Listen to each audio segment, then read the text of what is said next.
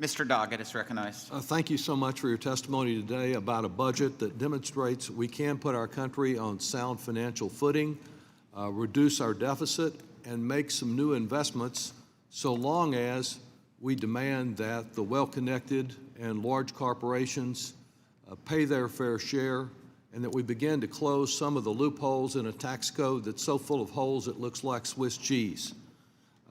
In contrast, what the chairman has been urging the Biden administration to do is to embrace an extension of all of the very inequitable Trump tax breaks that I've seen estimates would cost $3.5 trillion in additional debt.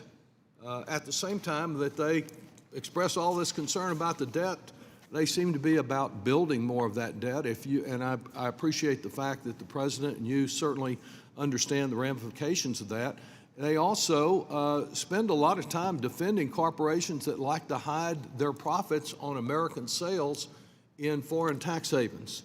And I appreciate the leadership that you have shown the world at OECD and elsewhere to stop this race to the bottom. Why is it important that the United States implement fully the agreement that the European countries are already implementing to stop this global race to the bottom in corporate taxation? Well, thank you. I believe that this race to the bottom in corporate tax rates took place over decades around the world, one jurisdiction competing with others to attract investment, and the only beneficiaries from that were really the companies themselves. Workers in all the countries where this was taking place ended up bearing more of the tax burden, and countries found it increasingly difficult to tax corporations to raise the funding that we need to support middle-class families and to invest in our country.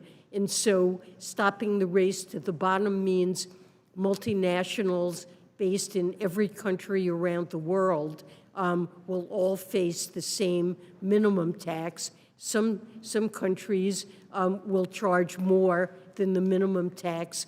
We've proposed, I believe that the United States can, given the environment for business in our country, we can afford to do that, and we've proposed a minimum rate of 21%. Also, that would be in line with our proposal for the corporate alternative minimum tax. As you know, some of the Republicans that really don't believe in taxing corporations at all have said, well, if you go above 15%, which they don't support either, and you go to a higher level, that this will reduce American competitiveness. How is it that our corporations, our multinationals, would remain competitive if they pay a rate that on their foreign profits that's higher than 15%? Well, competitiveness really has to do with differentials in incentives across countries. And prior to Pillar 2, the United States was the only country that taxed the overseas earnings of its multinationals. We have the GILTI tax. It's a lower tax rate, and it's not country by country. But our companies did just fine with that. The rest of the world had nothing. Now the rest of the world will go to a country-by-country 15% minimum, which would leave the United States with the lowest rate, and we can, even if we go up to 21%, the differential is substantially smaller than it was before. Thank you.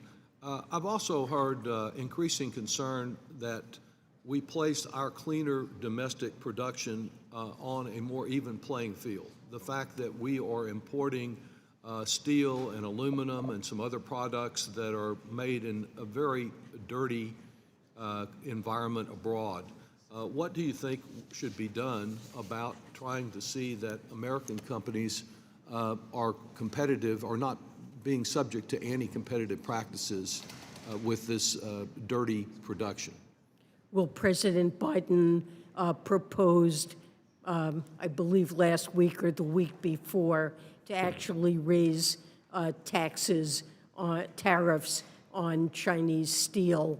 Our firms are cleaner, and China in steel suffers from tremendous overcapacity, which leads it to really sell it on fairly low prices globally, and I think it's appropriate to do that.